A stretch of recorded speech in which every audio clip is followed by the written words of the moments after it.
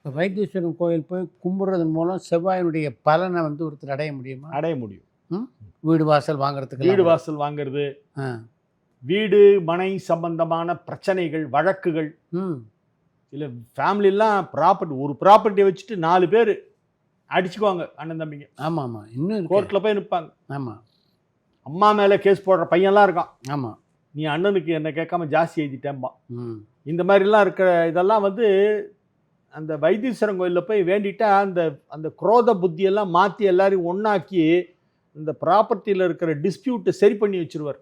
ம் அங்கே வந்து வைத்தியநாத சுவாமி சிவன், முருகன் வந்து செல்லமுத்துக்குமரன்னு பேர். செல்லமா ரொம்ப அம்பாளுக்கு, பாலாம்பிகை அம்பாள். அங்கே வந்து ஒரு ஒரு மண்டலம் விரதம் இருந்து தான் முத்துசாமி தீட்சிதர் பிறந்தார்.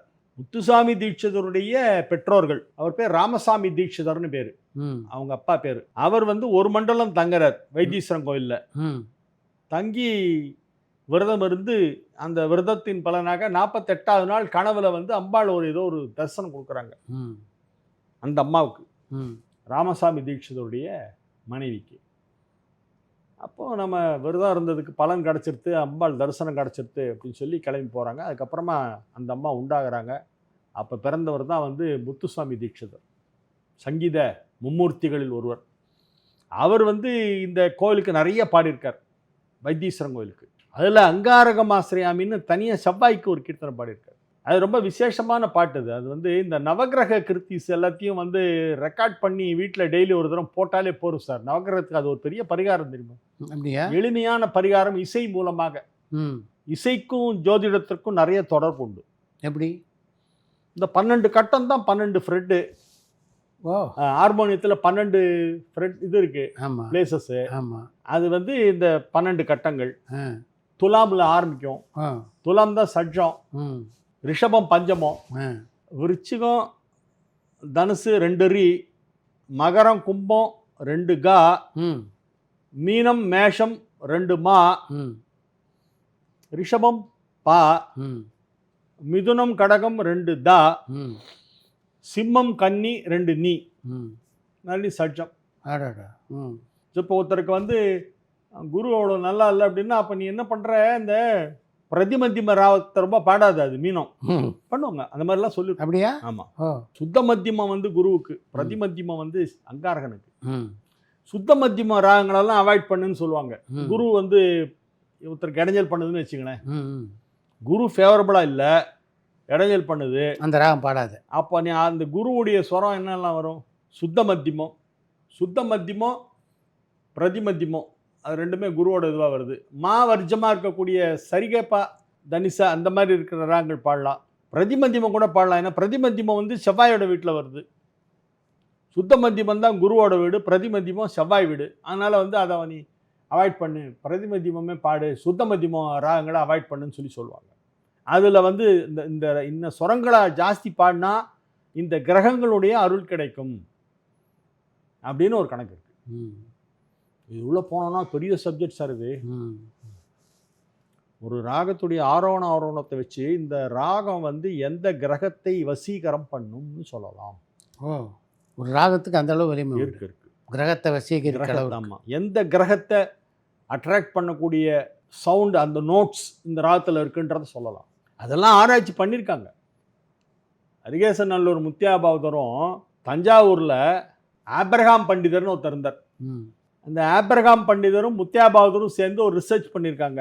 ம் அதில் வந்து இந்த ராகங்களுக்கும் கிரகங்களுக்கும் நவகிரகத்திற்கும் சப்தஸ்வரத்திற்கும் உள்ள தொடர்பு பற்றி அவங்க ரொம்ப டீப்பாக அனலைஸ் பண்ணியிருக்காங்க. இந்த ஆப்ரஹாம் பண்டிதர் வந்து வீட்டில் இவர் ஒரு 6 மாதம் தங்கி அந்த ரிசர்ச்சு கூட வந்து முத்தியாபாவர் தான் எல்லாம் ஹெல்ப் பண்ணார். ஓ கருணாமிர்த சாகரம்னு ஒரு புக்கை அவர் எழுதியிருக்கார். ம் முத்தியாபாதர் சங்கீத கல்பத்ருமம்ன்ற புக்கை எழுதினார். ஆப்ரஹாம் பண்டிதர் வந்து கருணாமிர்த சாகரம்ன்ற புக்கை எழுதினார். ம் இவங்க 2 பேரும் பெரிய ஆராய்ச்சியாளர்கள். ம் அவருடைய பெரிய ஒரு தோட்டம் ஒன்று இருக்குது, ஆப்ரஹாம் பண்டிதர் தோட்டம்னு தஞ்சாவூரில் ரொம்ப ஃபேமஸ். ம் அவருடைய ஆப்ரஹாம் பண்டிதருடைய பேரன் வந்து மியூசிக் ப்ரொஃபஸராக இருந்தார், ம் தனபாண்டியன்னு அவர் பேர். ம் அவர் பெரிய ஸ்காலர்.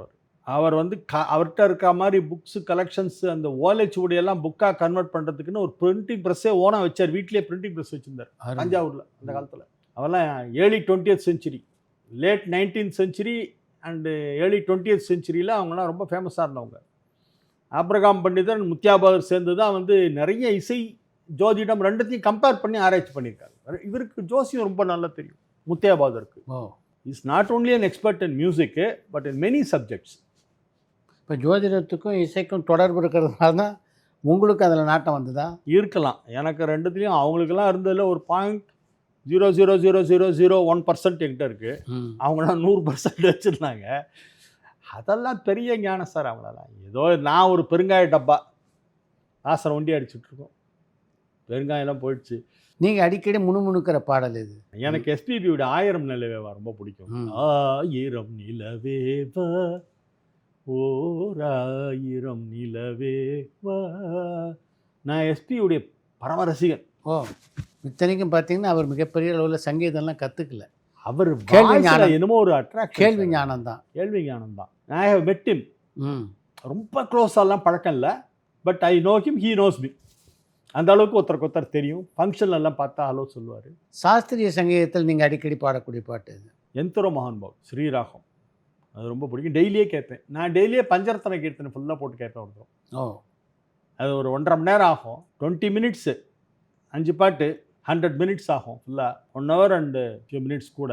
அதை வந்து நான் ஆல்மோஸ்ட் டெய்லி கேட்டுருவேன். காலையில் கேட்க முடியலன்னா நைட்டு படுக்கும்போது அதை போட்டுட்டு மற்ற வேலைகள்லாம் பண்ணுவேன். இந்த கரெக்ஷன்லாம் இப்போ தான் பார்ப்பேன். மேட்சிங் பார்க்குறதுக்கு என்கிட்ட ஜாதகம் கொடுப்பாங்க. அதெல்லாம் நைட்டு உட்காந்து பார்ப்பேன். அப்போ எனக்கு அமைதியாக இருக்கணும், எந்த டிஸ்டர்பன்ஸும் இருக்கக்கூடாது. பஞ்சரத்தனை கீர்த்தனை ஆன் பண்ணி விட்டுட்டு அது மாட்டில் போயிட்டே இருக்கும். அதை கேட்டுகிட்டே நான் மாட்டில் இங்கே கரெக்ஷன் பண்ணுவேன். மைண்டு ஒரு மாதிரி நல்ல இதுவாக இருக்கும், சொலாஸாக இருக்கும் எனக்கு.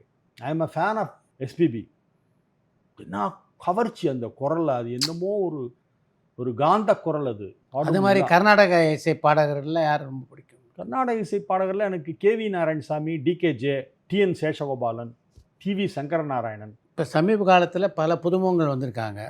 அதில் யாருடைய பாட்டு கச்சேரிலாம் ரொம்ப நல்லா அமைஞ்சிருக்குன்னு நீங்கள்? நல்லா பாடுறாங்க சார். இன்றைக்கி யங்ஸ்டர்ஸ் எல்லாருமே நல்லா பாடுறாங்க, நிறைய பாடுறாங்க. பட் என்னென்னா முன்னெல்லாம் ஒரு பாணின்னு ஒன்று இருக்கும். அவர் பாடினாலே அப்படி தான் இருக்கும். அந்த பாட்டு கேட்டு சோன்சோ பாடுறாங்க. ஆமாம் ஆமாம், வயலின்லேயே சொல்லலாம். ஆமாம், எம்எஸ்ஜி வாசிக்கிறான்னு அந்த போ போட்ட உடனே எம்எஸ்ஜி வயலின் வாசிக்கிறான்னு சொல்லுவாங்க. இன்னைக்கு அப்படி ஒன்றுமே இல்லை.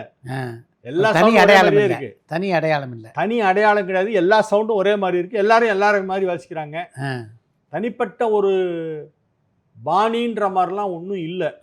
முன்னாடி ஒரு ஜிஎன்பிக்கு இருந்த மாதிரி. ஜிஎன்பினா தனியாக அந்த குரலை ஜில்லு ஜில்லு ஜில்லுன்னு ஒரு புர்கா ஒன்று அடிக்கும். என்ன மதுரை மணியர்னா அந்த அப்படியே சுதி சுத்தமாக அப்படியே வரும் அந்த சொரங்கள்லாம். கரெக்ட். அந்த மாதிரியெல்லாம் வந்து அடையாளம் சொல்கிற அளவுக்கு ஒரு தனித்தன்மை, ஒரு தனித்துவம் வாய்ந்த பாடகர்கள்லாம் இன்னைக்கு யாரும் கிடையாது. ஆனால் இளைஞர்கள் எல்லாருமே நல்லா பாடுறாங்க. எல்லாரையும் மாதிரி பாடுறாங்க. சமீபத்தில் கூட நான் அந்த சந்தீப் நாராயணன் பாட்டு கேட்டேன். அதில் சில இடங்களில் அவர் பாடும்போது மதுரமணியுடைய சாயல் வருது சொரங்களில். ஒரு சில இடங்களில் ஜிஎன்பி மாதிரி இருக்குது. ஒரு சில இடங்களில் சேஷகோபாலம் பாடுற ஒரு கோர்வை ஒன்று பாடுறாரு. எல்லாத்தையும் அங்கங்கே இருக்கிற நல்ல விஷயங்களெல்லாம் எடுத்து இது இவங்க ஒன்றா மிக்ஸ் பண்ணி ஒரு அவியல் மாதிரி பண்ணி தான் கொடுக்குறாங்க. அவங்களுக்குன்னு தனித்துவமான பாணி யாருக்குமே இல்லை, எனக்கு தான் கேட்ட வரைக்கும். பட் நல்லா பாடுறாங்க, எல்லாருமே நல்லா பாடுறாங்க. இந்த பையன் இந்த பரத் சுந்தர் ஓஹோன்னு பாடுறான். என் சன்னு அவனும் ஃப்ரெண்ட்ஸு ஒன்றா விளையாடிட்டு இருப்பாங்க எங்கள் வீட்டு வாசல்ல. குழந்தையிலேருந்து தெரியும் எனக்கு அந்த பையனை. அங்கே தான் இருக்கான், நங்கநல்லூர் தான் இருக்கான் பரத் சுந்தர். நல்லா பாடுறான், சுத்தமாக பாடுறான். அந்த சுத்தமான ஒரு இது ரொம்ப போட்டு ஸ்ட்ரெயின் பண்ணிக்காமல் அலட்டிக்காமல் அழகாக சங்கதிகளெல்லாம் அழகாக சூஸ் பண்ணி லட்டுவாக எடுத்து கொடுக்குறான். இசை விமர்சனம் செய்கின்ற இந்த பணி உங்களுக்கு எந்த அளவு பிடிச்சிருக்கு? எனக்கு ரொம்ப பிடிச்ச வேலை சார். சார் 365 நாளும் கச்சேரி நடக்கூடாதான்னு நினச்சிக்குவேன். ஆமாம், அந்த அளவு இசையில் நாடு ரொம்ப எனக்கு அதில் ஒரு நாட்டம். அதை ரசிக்கிறதுக்கும் வந்து ஒரு ரசிகர்கள் தனியாக இருக்காங்க, ஒரு குரூப்பு. அவங்க வருஷம் அந்த ஒரு வருஷம் நான் எழுதுகிற விமர்சனங்கள் எல்லாம் கட் பண்ணி வச்சுக்கோங்க. நிறைய பேர் அதை படிச்சுட்டு எனக்கு ஃபோன் பண்ணி நல்ல வரவேற்பு இருக்குங்க. நல்ல வரவேற்பு. தினத்தந்தியில் எழுதி அந்த வாசகர்களை வந்து அதை படிக்க வச்சதுங்கிறது அது ஒரு பெரிய ஒரு சாதனை. அவங்க வந்து அவங்களுக்கு புரிகிற மாதிரியான ஒரு நடை, அவங்களுக்கு புரிகிற மாதிரியான உதாரணங்கள். இந்த சினிமா பாட்டு இந்த ராகம், அந்த ராகத்தை தான் இவங்க பாடினாங்க அப்படின்னு எழுதும்போது அவங்க அதை அதையும் இதையும் ஒன்று கோஹரேட் பண்ணி பார்க்குறாங்க, ம். கம்பேர் பண்ணி பார்க்குறாங்க. ம். ஓஹோ ஆமாம் அதுவா இது. ம். அதனால் அது ரொம்ப எல்லாருக்கும் வரவேற்பு, எல்லாருக்கும் பிடிச்சிருக்கு. ம். 25 வருஷம் நான் தினத்தந்தியில் கம்ப்ளீட் பண்ணியாச்சு. இப்போ அருமை. வரப்போகிற டிசம்பரில் 26வது வருஷம் என்ட்ரா. அப்பா. ம். அங்கே மட்டும் தந்திக்கு மட்டும் இது. ம். அது தவிர தினமணி தினமலர்லாம் ஒரு 10 வருஷம் அதுக்கு முன்னாலே எழுதியிருக்கேன். ம். ஸோ மொத்தம் வந்து நான் விமர்சனம் எழுத ஆரம்பித்து 35 இயர்ஸ்க்கு மேலே ஆகுது. ம். தனியாக பத்திரிகை நடத்திட்டு இருந்தேன், ம். சரிகமா பார்த்தேன். ஆமாம் சொன்னீங்க. அது ஒரு பத்திரிகை ஒன்று நடத்திட்டு இருந்தேன். சமீபத்தில் உங்களுடைய கோபமான விமர்சனத்துக்கு ஆளான பாடகர்கள் யாராவது இருக்காங்களா? இல்லை சார், யாரும் அப்படிலாம் கோபமே கிடையாது சார். எனக்கு ம். யாரையும் கோச்சிக்கிறது இல்லை. ம். சில பேர்லாம் கச்சேரி கேட்டுட்டு எழுதாமல் விட்டுருவேன். ம். நான் எழுதுறதுக்கே ஓரளவு ஸ்டாண்டர்ட் இருக்கணும்னு எதிர்பார்க்குறேன். நீங்கள் விமர்சிக்கலைன்னா ஸ்டாண்டர்டுக்குள்ளே வரலன்னு அர்த்தம், அப்படி வச்சுக்கலாமா? அப்படியும் எடுத்துக்கலாம். எனக்கு போகிறதுக்கு டைம் இல்லை இன்னைக்கு கச்சேரிக்குன்னு அப்படின்னு சொல்லலாம். நான் அதுக்காக நான் எழுதாதவங்க எல்லாரும் ஸ்டாண்டர்ட் இல்லாமல் பாடுறாங்கன்னு சொல்லலை. அந்த கச்சேரி அவங்க அந்த சீசனில் 4 இடத்துல பாடியிருப்பாங்க. அந்த 4 டேட்டு எனக்கு வேறு ஏதாவது வேலை வந்திருக்கும். அதனால நான் போகாமல் இருந்திருக்கலாம். என்னுடைய விமர்சனத்தை வந்து ரொம்ப ரசித்தவங்களில் வாலி, கவிஞர் வாலி ஒருவர். ஓ. என்னுடைய பரம ரசிகர் அவர். ம். டிசம்பர் மாதம் ஆச்சுன்னா கரெக்டாக ஃபோன் வந்துடும். ஆ. வெங்கட்ராமா ஆ. வெரி குட், ஆரம்பிச்சிட்டியா பலே ஆ. வெளுத்து கட்டு, ஆ. இன்னைக்கு பார்த்தேன், அறிமுக உரை பார்த்தேன், அருமை. ரொம்ப நல்லா இருந்தது ம். அப்படின்னு சொல்லி ஏதாவது ரொம்ப எக்ஸ்ட்ராடினரியாக ஏதாவது சொல்லியிருந்தா இல்லை ஏதாவது ரேர் இன்ஃபர்மேஷன் இருந்தால் கண்டிப்பாக நீ ஃபோன் பண்ணுவார். ம். நான் சொல்லுவேன், இன்னைக்கு பாரு அவர் வருவார், நீ ஃபோன் பண்ணுவார் பாரு மத்தியானமா. ம். அதே மாதிரி கரெக்டாக வாலி சார்ட்டுன்னு ஃபோன் வரும். ம். ரொம்ப வந்து அப்ரிஷியேட் பண்ணுவார் சார். ம். ஒன்னொன்னையும் படித்து அது வந்து அதில் ஏதாவது இது இப்படி இல்லை நான் கேள்விப்பட்டேன், நீ அப்படி சொல்லியிருக்கியே அப்படின்னு அது விளக்கம் கேட்பார். ம்.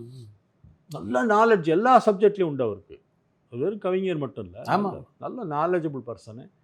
அவர்கிட்ட எனக்கு ரொம்ப பிடிச்சது என்னென்னா, அப்படி ஒரு மனம் திறந்து பாராட்டக்கூடிய ஒரு பெருந்தன்மை வந்து அந்த மாதிரி இருக்கிற ஒரு விவிஐபிக்கு உண்டு. அது வந்து இருக்கிறதுங்கிறது ரொம்ப அபூர்வம்.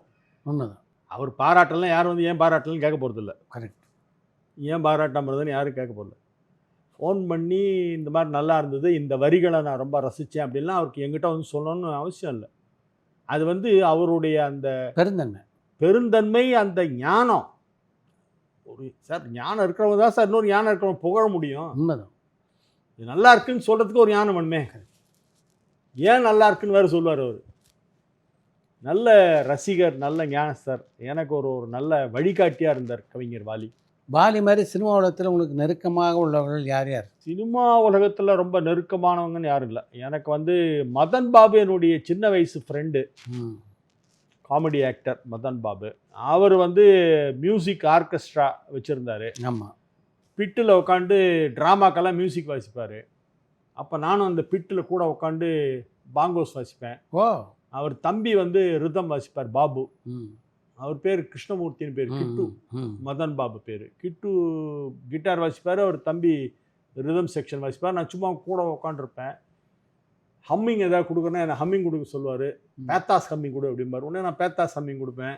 வாய்ஸ் நல்லாயிருக்கும் எனக்கு. அப்போ டிவியில் தூர்தர்ஷனில் பண்ண ப்ரோக்ராம்க்கு எல்லாமே நான் ஹம்மிங் கொடுத்துருக்கேன். ஓ. மதன் பாபுடைய மியூசிக்கில். அவர் எனக்கு நிறைய வருஷமாக பழக்கம். ம். இவர் ஜெயராமன் எங்கள் ரிலேட்டிவ் ஹீரோ. ஆமாம். ஜெயராமனுடைய தங்கையை வந்து எங்கள் அக்கா பையனுக்கு தான் கல்யாணம் பண்ணியிருக்காங்க. கரெக்ட். எங்கள் சிஸ்டருடைய டாட்டர் இல்லா. ஆமாம். ஜெயராமனோட தங்கை மஞ்சுளா கணபதி. அவர் டிஸ்டன்ட் ரிலேட்டிவ். சங்கீத உலகத்தில்? சங்கீத உலகத்தில் எல்லாருமே எனக்கு க்ளோஸ் ஃப்ரெண்ட்ஸு. எல்லாம் ஒரு ஃபேமிலி மாதிரி நாங்கள் எல்லோரும். எல்லா மியூசிஷியன்ஸும் என்னுடைய குடும்பம். அருமை. எல்லாம் எனக்கு அண்ணா, தம்பி, அக்கா, தங்கச்சி தான். சுப்புடு மாதிரி இப்போ யாராவது கடுமையாக விமர்சனம் பண்ணுறவங்க இருக்காங்களா? இல்லை சார், அவர் பீரியடில் அதெல்லாம் பண்ண முடியும் சார். இன்றைக்கி பண்ண முடியாது சார். ஏன்? இல்லை சார், அந்த ட்ரெண்டெல்லாம் மாறி போச்சு சார். சுப்புடு கண்ணா பின்னான்னு திட்டுவார் சார். ஆமாம். பட் சில நேரத்தில் தூக்கி வச்சு பாராட்டும் செய்வார். இல்லை, அதுவும் ரொம்ப ஓவராக தான் தூக்கி வைப்பார். திட்டினாலும் கடுமையாக திட்டுவார். இன்றைக்கெல்லாம் அந்த மாதிரிலாம் பண்ண முடியாது சார். இன்றைக்கி ட்ரெண்டெல்லாம் மாறிடுச்சு சார். என்னதான் எழுத்தாளருக்கு சுதந்திரம் இருந்தாலும் ஒரு அளவு இருக்குது சார். நான் கிண்டல் பண்ணுவேன் சார். நல்லா இல்லைன்னா கிண்டல் பண்ணுவேன், நல்லா இருந்தால் ஆகா ஓஹோலாம் எழுதுவேன், நான் எல்லாம் பண்ணுவேன். பட் அவருடைய ஸ்டைலெல்லாம் அப்படியே ஃபாலோ பண்ண முடியாது சார். அன்றைக்கி அது என்னமோ அது எடுபட்டுது. அவர் ரைமிங்காக வேண்டி எழுதுவார். அவர் ஒரு தடவை எழுதியிருந்தார், இவன் பாடிய பேக்கடா சாக்கடா மாதிரி இருந்தது அப்படின்னு எழுதியிருந்தார். அவர் மறுநாள் கேட்டேன், என்ன மாமா நானும் தான் அந்த கச்சேரிக்கு வந்திருந்தேன், நல்லா தானே பாடினான் அவன், இதே அப்படி எதுக்கு பேக்கடா சாக்கடா ரைமிங்காக இருக்குடா அப்படின்னாரு. சுப்புடுவை கூப்பிட்டு வந்து இந்த பையன் நல்லா வாசிப்பானா ஹார்மோனியம், ம் வாசிக்க சொல்லி கேளுங்க அப்படின்னு உடனே முத்தியாபாதர் பார்த்தோன்னே அவர் பயந்துட்டாராம். நீங்கள் என்ன சொல்லலோ வாசிக்கிறேன் மாமா. ம். உங்களுக்கு ரொம்ப பிடிச்ச ராகம் எது? எனக்கு பேகடா ரொம்ப பிடிக்கும். என்னமோ அது கேட்டால் தான் ஒரு எல்லா ஸ்வரமும் வருது சார் அதில். இப்போ பாட வந்திருக்கின்ற பாடகர்களில் உங்களுக்கு நம்பிக்கை தருகின்ற நட்சத்திரமாக தெரிகிற பாடகர்கள் யாருன்னு சொல்லுங்கள். இல்லை சார், இந்த குழந்தைங்கள்லாம் பாடுறாங்க சார், நல்லா இருக்காது. ம் பட் அவங்க வந்து